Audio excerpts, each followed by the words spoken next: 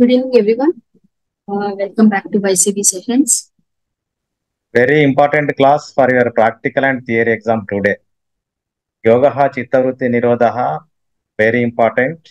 Now, 4 states of the mind, Chitta Bhumis, 5 Chitta Bhumis, 5 Chitta Vruttis, 9 obstacles, and 4 Sahabhovas, and 4 Chitta Prasadana. Very, very, very, very important for your practical and theory, both. Sir సూత్రం అంటే formula కింద తీసుకొచ్చారు sir, లేకపోతే అది వేరే అర్థం ఏమన్నా వస్తుంది సార్? మ్యాథమెటిక్స్ ప్రకారంగా ఫార్ములానే ఒక పెద్ద టాపిక్ కి అదొక హార్ట్ లాంటి గుండెకాయ, మన బాడీకి గుండెకాయ లాంటిది అన్నమాట. ఆ ఫార్ములా ఉంటేనే నువ్వు ఎంత పెద్ద సమస్యనైనా సాధించగలవు యాజ్ పర్ మ్యాథమెటిక్స్. ఇక్కడనేమో దారానికి పూసలు గుచ్చడం, ఆ దారం లేని పూసలు గుచ్చలేం కదా. ఒక మాల తయారు కావాలంటే నీకు దారం కావాలి, కనబడినటువంటి దారం, చిన్న దారం లోపల ఉంటది, దాని సూత్రం అంటాం ఇక్కడ మనం యోగ శాస్త్ర ప్రకారంగా. ఏం డౌట్స్ లేవా? అదే యాక్చువల్ గా సార్, ఇప్పుడు మేడం అది యాక్చువల్గా ఇట్ ఈస్ హ్యాపెనింగ్ న్యాచురల్లీ అని ఒకటి ఉంది కదా madam sutra. I'm not exact about the course. So when it is happening naturally, why we need to do all this stuff? Okay, ఇప్పుడు why we need to remember all the stuff and why we need to remember all? Actually one sutra is there, it is naturally happening అని చెప్తుంది ఒకటి. Okay, అది ఒకటి 5-6 సూత్రాల్లో ఉంది sir. ఏది యోగ చిత్తవృత్తి నిరోధ తర్వాతనా? తర్వాత ఉంది సార్, ఆ తర్వాతే ఇట్ ఈస్ హ్యాపెనింగ్ అని ఉంది న్యాచురల్లీ. తదాద్రష్ట స్వరూప అవస్థానమా? అవును అనుకోండి సార్ అది. ఇక్కడ ఏంటంటే యోగ శాస్త్ర ప్రకారంగా యోగ చిత్తవృత్తి నిరోధ అంటే యోగా ద్వారా మీలో ఉన్నటువంటి చిత్తంలోని వృత్తులను మీరు నిరోధిస్తే, ఇది ఒక టీ షేప్ రోడ్ అన్నమాట. Tea shape road, tea shape లో మనము కింద బేస్ నుంచి వెళ్తే యోగ చిత్తవృత్తి నిరోధ. ఒకవేళ యోగ చిత్తవృత్తి నిరోధ జరిగింది అనుకోండి, లెఫ్ట్ సైడ్ పెద్ద హైవే ఉంటది, పెద్ద హైవే, స్మూత్, పూలు ఉంటాయి, తర్వాత చెట్లు ఉంటాయి, నీడ ఉంటుంది, స్మూత్ ఉంటుంది. ఎంత ఎంజాయ్ఫుల్ వే అంటే అంత ఎంజాయ్ఫుల్ వే అన్నమాట. అసలు ఎక్కడ మనకు బాధ లేకుండా మనం ఫాస్ట్కి వెళ్ళిపోతాం అన్నమాట లైఫ్ లో. అదే తదాద్రష్ట స్వరూపే అవస్థానం. అంటే తదాద్రష్ట స్వరూపే అవస్థానం అంటే నువ్వేంటో నువ్వు తెలుసుకుంటావు అన్నమాట.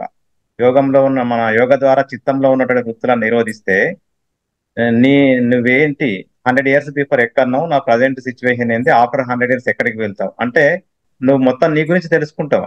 అది 3rd శ్లోక. 4th శ్లోక ఏంటిది? యోగ చిత్తవృత్తి నిరోధ జరగలేదనుకో, వృత్తి సారూప్యం ఇతరత్ర అంటే ఏంది? వృత్తులలో నివసిస్తాం, రోజు తాగుతా అంటాం, రోజు తింటా అంటాము, సినిమాలు చూస్తాం, శిఖాలు చూస్తాం, ఇంకా ఇప్పుడు మన ప్రజెంట్ లైఫ్ అన్నమాట. అంటే అది ముళ్ళ బాట, అది రాళ్ల బాట, అది గెగ్గెల బాట, చెట్లుండవు, పూలుండవు, బాధలు, ఆ దుఃఖము, ఇవన్నీ అన్నమాట. కాబట్టి ఇది టీ షేప్ అన్నమాట మన లైఫ్. అర్థమైందా? 3rd 4th శ్లోక అది. 2nd ఏమో యోగ చిత్తవృత్తి నిరోధ. మీరు ఏమడుగుతుంటారో నాకు అర్థం కావలేదు, నేను మాత్రం నాకు అర్థమని చెప్పిన. అది అంటే నేను అంది సార్, ఇప్పుడు అది న్యాచురల్ గా జరిగిపోతుంది, దాని అంతటా అదే అన్నాడు. ఇప్పుడు న్యాచురల్ గా జరిగిపోతున్నప్పుడు why we need to carry so much theory, ఒత్తిస్ ఎన్ని ఉన్నాయి, ఓకేనా, చిత్తా భూమిస్ ఎన్ని ఉన్నాయి అని why we need to carry అంటే అభ్యాస వైరాగ్య అని చెప్పున్నారు ఆయన. మళ్ళీ వైరాగ్యాలు 2 చెప్పున్నారు, మళ్ళీ పర అపర అని. ఓకే, మరి పరమం చేసినప్పుడు దానిలో యోగికి సంబంధించింది అని చెప్పున్నారు. మళ్ళీ యోగాకి సంబంధించిన 2 అపర వైరాగ్య అవుతున్నప్పుడు. ఓకే, మళ్ళీ వాళ్ళ సైన్స్ ఇప్పుడు యాక్చువల్ గా వీటి అపరాలు ఏం చేశారంటే, మళ్ళీ మీరు బుక్స్ వెనకాల వాటి గురించి సో మచ్ ఇన్ఫర్మేషన్ గ్యాదర్ చేసుకోవద్దు బాబు, గ్యాదర్ చేసుకుంటే అది కూడా అడ్డంగా అయింది. దానికి మించి ఒకటి ఉంది పరం అనేది, దానిలోకి వెళ్ళండి. దానిలోకి వెళ్తే న్యాచురల్ గా వైరాగ్యం అనేది లాస్ట్ పాయింట్ అంటే బట్ ఇంకొక స్టెప్ ఎక్కితే మోస్ట్లీ సమాధి స్థితి అనుకుంటా, దానిలో కూడా 2 ఉంది మళ్ళీ అని చెప్పున్నారు. అంటే నేననేది ఏంటంటే యోగా అనేది న్యాచురల్ హ్యాపెనింగ్. యాక్చువల్ గా హ్యూమన్స్ కి పాపం అంటే యాక్చువల్లీ నేను మనసు లేకుండా మనిషి ఉండరు అసలుకి. మనిషి నుంచి మనసు వచ్చింది. యాక్చువల్ గా మరి చిత్తాకి 3 ఉంటాయి. మనస్సు 3 స్టేట్లు ఉంది చిత్త. అంటే మనిషి అనేవాడికి ఇది పరము అపరము అని ఉన్నాయి కదా సార్. పరము అంటే మనది కానిది కదా. అంటే మనిషి అనేవాడు ఆ స్థితికి వెళ్తే తప్ప దాన్ని తెలుసుకోలేడు. ఇప్పుడు ఇది పరం అనుకున్నాం, ఇది ఇహం అనుకున్నాం. ఇప్పుడు ఈ మధ్యలో ఒకటి ఉంది. ఇప్పుడు వీడు ఇక్కడికి వెళ్ళాలంటే వీడు ఇది వదులుకుంటేనే ఇక్కడికి వెళ్తున్నాడు. ఇప్పుడు ఇక్కడుండి దీనికి ఊహిస్తున్నాడు అంటే అది ఊహ అంటే మళ్ళీ ఎగైన్ చిత్తమే. ఈ చిత్తం పోయినప్పుడు వెంటనే ఇక్కడికి వెళ్తున్నాడు, అప్పుడు యోగం జరుగుతుంది. ఇక్కడుండి దీన్ని ఊహించడం అంటే ఇది కూడా మళ్ళీ చిత్తమే.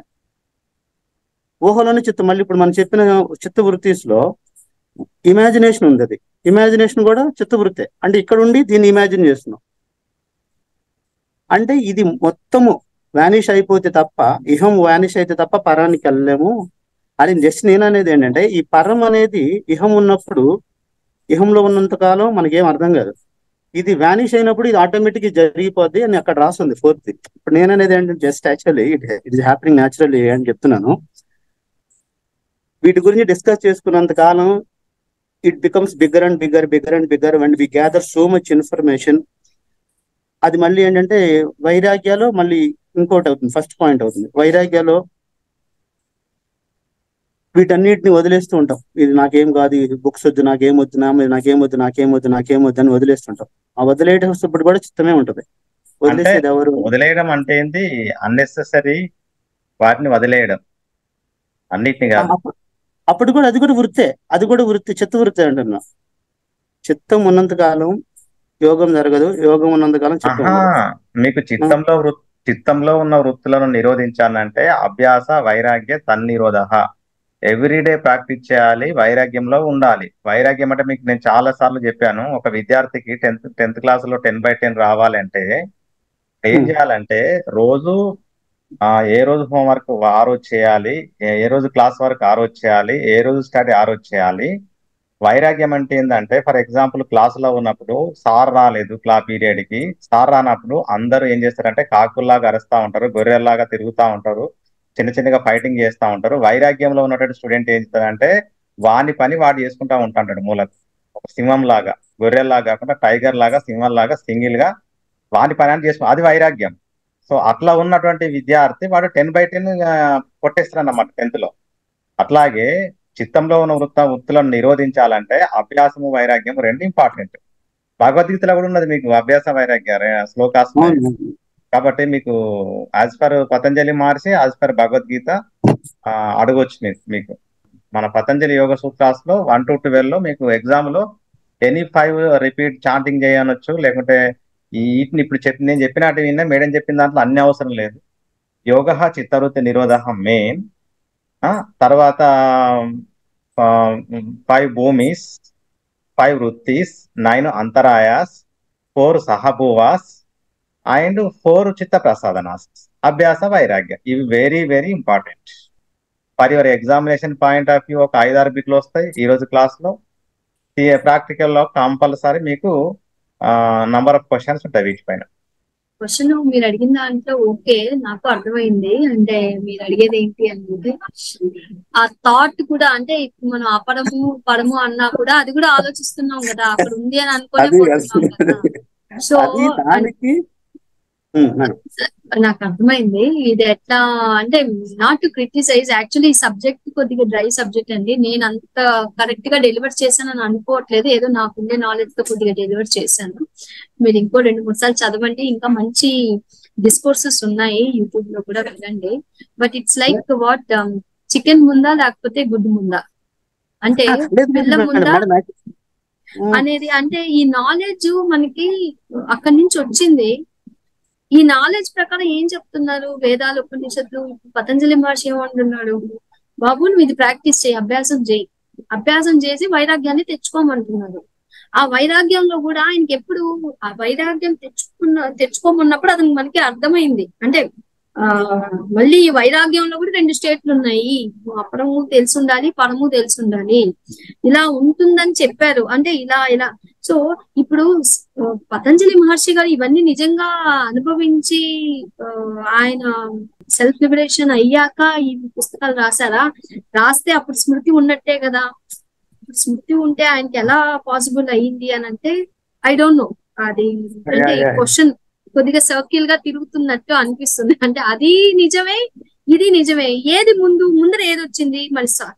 పతంజలి మహర్షి గారు సమాధి స్టేట్ కి రీచ్ అయిపోయి ఆయన చెప్పిన సూత్రాలు బట్టి చూసుకుంటే లాస్ట్ నిర్వర్తిక సమాధి దాకా ఆయన వెళ్ళిపోయి ఉంటే ఇవన్నీ అసలు గుర్తు ఉండకూడదు మైండ్ లో. ఓన్లీ సీర్ విత్ గాడ్, అంటే ఆ సోల్ గాడ్ తో పాటు మర్జ్ అయిపోయి ఉండాలి. ఇవన్నీ మైండ్ లో ఉండకూడదు.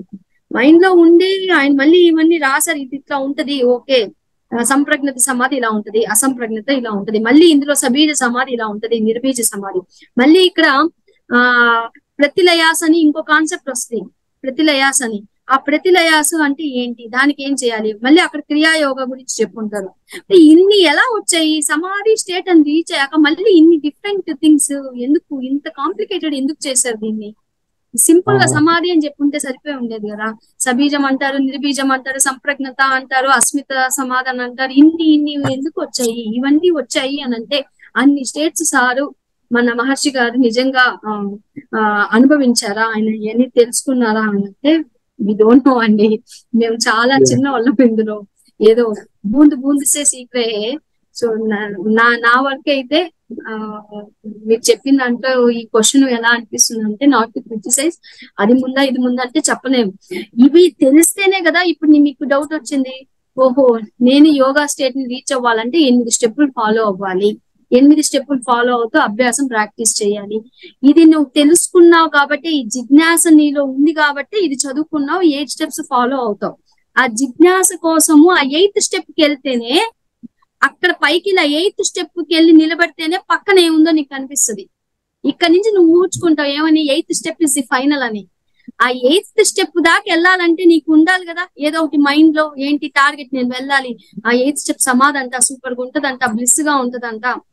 ఇది ఎలా ఉందంటే, ఒక సినిమా హాల్ కి వెళ్ళినప్పుడు మనం హైయెస్ట్ టికెట్ తీసుకుందాము, అక్కడికి వెళ్ళి చూస్తే సూపర్ గా ఉంటదంట, మనకి ఒక ఫుల్ బెడ్ లాంటి దాంట్లో ఉంటదంట, ఫుడ్ ప్రొవైడ్ చేస్తారంట. ఇవన్నీ మనం వినేసి ఏమనుకుంటాము, లైఫ్ లో ఒక్కసారైనా ఆ సినిమా హాల్ కి వెళ్ళి అదేదో వరల్డ్ నెంబర్ 1 అనుకుని అక్కడికి వెళ్తాం.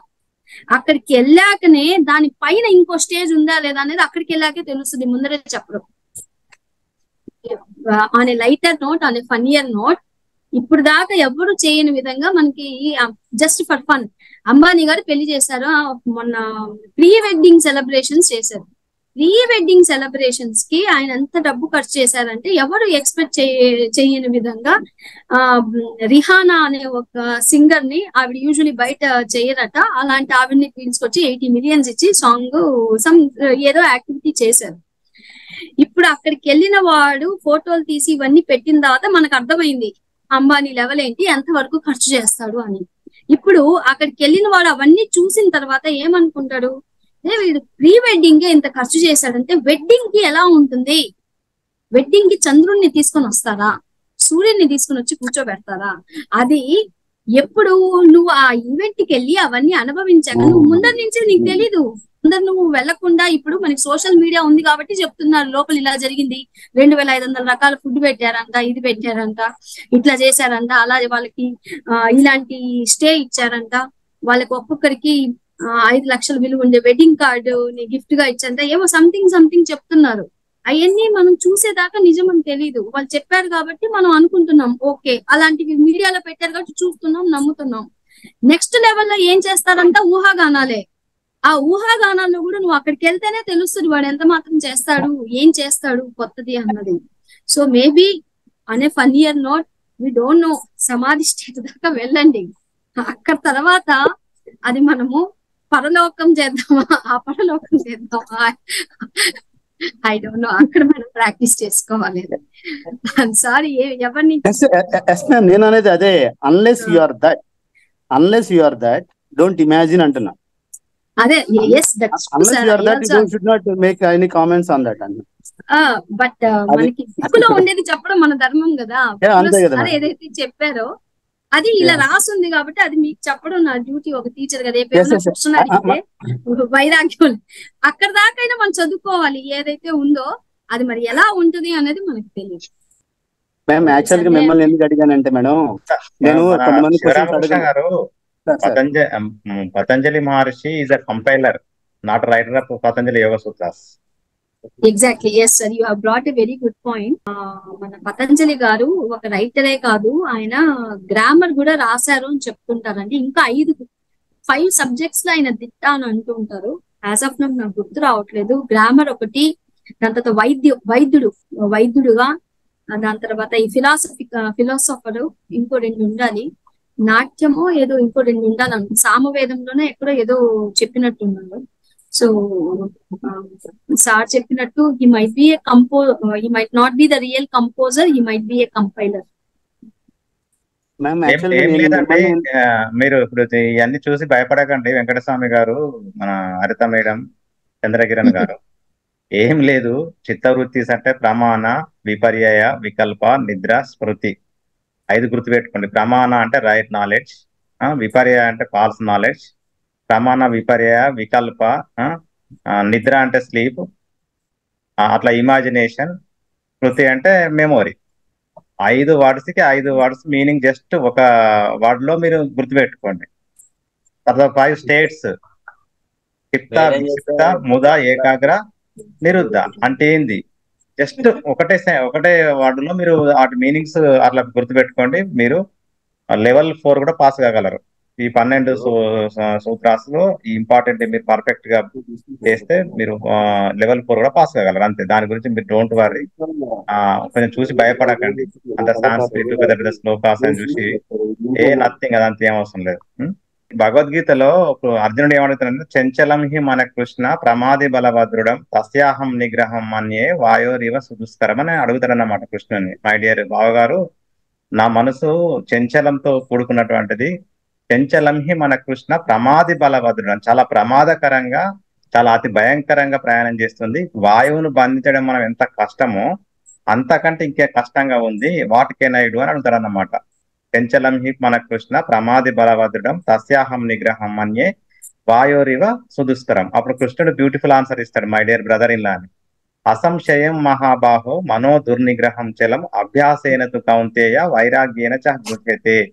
My dear brother in law, mind చాలా వేగంతో ప్రయాణం చేస్తూ ఉంటుంది, చాలా భయంకరంగా ప్రయాణం చేస్తూ ఉంటుంది. అది కోతి లాంటిది, కళ్ళు దాగిన కోతి లాంటిది, దయ్యం పట్టిన కోతి లాంటిది, తేలుగుట్టిన కోతి లాంటిది.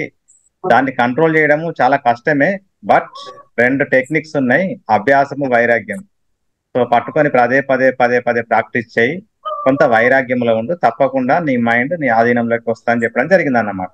కాబట్టి అభ్యాస వైరాగ్య తన్ నిరోధ యాజ్ పర్ పతంజలి మహర్షి, యాజ్ పర్ భగవద్గీత, ఈ 2 శ్లోకాస్. కాబట్టి మీకు అభ్యాస వైరాగ్యం అనేది వెరీ ఇంపార్టెంట్. స్వప్న మేడం, యాక్చువల్గా ఇవాళ క్లాస్ గురించి అంటే మొత్తం నాకు చాలా క్లియర్ గా ఉంది మేడం. యాక్చువల్గా నాకు ఎక్కడ డ్రై అనిపించలా. Actually it is more interesting to me particularly. నాకు ఎప్పుడు డ్రై అనిపించలేదు. యాక్చువల్లీ మీరు కొంత ఇంతవరకు తెలుసుకొని ఉన్నారు కాబట్టి మీకు డ్రై అనిపించలేదు. తెలుసుకొని లేని వాళ్ళకి అదేం అర్థం కాదు. మా గురువు దయ సార్ అదంతా. అదే ఇంతకు ముందు మీకు కొన్ని పతంజలి యోగ సూత్రాలు విని చదివి ఉన్న వారికి చాలా ఆనందం కలుగుతూ ఉంటుంది. ఇప్పుడే ఫస్ట్ ఆ వెంకటస్వామి ఇప్పుడే ఫస్ట్ వినరు అనుకోండి, ఇది ఏందో ఏం అర్థం కాదంతా గందరగోళంగా ఉంటుంది. కాబట్టి దాని గురించి బాధనే పడకండి. నేను మీకు ఎగ్జామినేషన్ పాయింట్ ఆఫ్ వ్యూ మళ్ళీ రివ్యూ చేయండి, మిమ్మల్ని ఎగ్జామ్ కు అపియర్ కానివ్వను. చిత్తవృత్తి నిరోధ తప్ప అదేం అర్థం కాదు. ఏంటి ఎందుకు చిత్తవృత్తి నిరోధం నేను రోజు చెప్తా కదా మీకు. అది ఒక్కటి బరోబర్ పర్ఫెక్ట్ ఎవరైనా చెప్తా, కానీ ఇది ఇదివరదాకా చెప్పినా అని ఏంటి ఏం అర్థం కావట్లేదు. వైఎస్సీ వాళ్ళకు కూడా ఇంపార్టెంటే. వైఎస్సీ వాళ్ళకు కూడా మోస్ట్ ఇంపార్టెంట్ ఈ క్లాస్. వైఎస్సీ వాళ్ళని కూడా అడగొచ్చు ఎగ్జామినర్, ఎందుకంటే పోయినసారి ఎగ్జామినర్ అడగలేదు. వచ్చే ఎగ్జామినర్ మళ్ళీ కొత్త ఆయన వేరేటోళ్ళు రావచ్చు. వేరేటైనా వస్తే ఆయన ఇంతకుముందు ఆయన 8 step method of Haasan teaching ఎక్కువ అడిగాడు. ఇప్పుడు వచ్చే ఆయన పతంజలి యోగ సూత్రాల్లో ఇంట్రెస్ట్ ఎక్కువ ఉన్నాడు అనుకో, ఇవి అడుగుతాడు. కాబట్టి ఈ వైఎస్సీ అండ్ వైసీపీకి బోత్ ఇది most important class. Okay, session close చేస్తున్నాం. థ్యాంక్ యూ, ధన్యవాద్. Thank you madam. Thank you sir. Good night. Thank you sir. గురుగారు